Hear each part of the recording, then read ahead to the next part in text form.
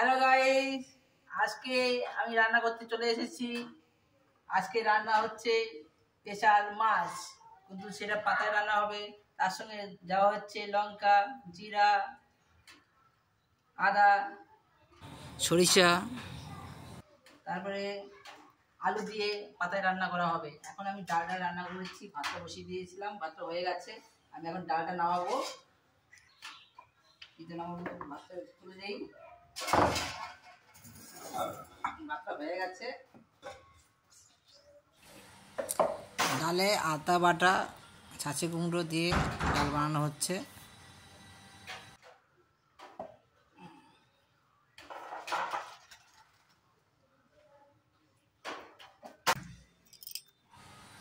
কড়াই গরম হয়ে গেছে, তেল দিয়ে দিচ্ছি।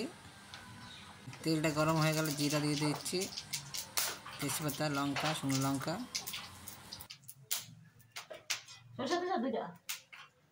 এবার ডালটা দিয়ে দিচ্ছি।